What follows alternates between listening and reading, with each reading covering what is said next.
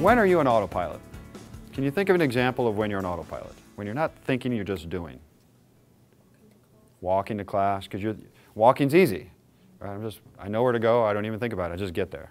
Right? Other examples? Yeah. Sometimes when I'm reading something that's really boring, I get like halfway down the page and I can't remember what I read. I just keep reading.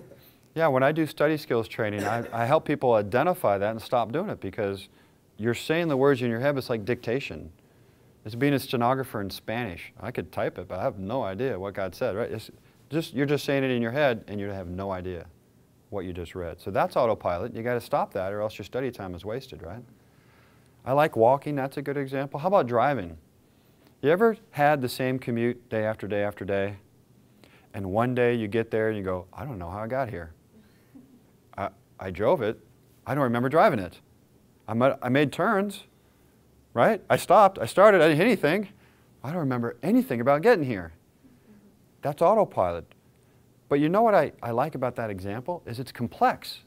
It's not as simple as walking to drive a car, right? You must be hitting the gas at just the right amount of time on the brake. You must be turning the wheel. You must be scanning the horizon to see things, and yet you're still on autopilot. You can go through a lot of life on autopilot, to be honest with you. For example, when you have conversations and you're mad, do you sound like your parent? Sound like a mom or dad? You ever noticed it? Probably. I did when I started having fights with my wife. I go, oh, I just sound like my dad. Why? Because the only role model I never had for angry conversations was probably at home on a repeated basis, and I learned that. And it's in me. And it triggers. You know, when I get angry, that's the behavior I know how to do. Conversations with a boyfriend or a girlfriend or a spouse, been together a long time, you get into habits. Now you're on autopilot. That's the same conversation we've had before, right? You can take charge of that, but you have to get the director's distance and you have to take over. You have to intentionally take over and say, I'm not going to do the old thing. I'm going to do a new thing.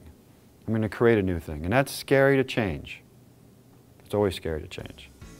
But you have to take charge of it, or you're going to be on autopilot.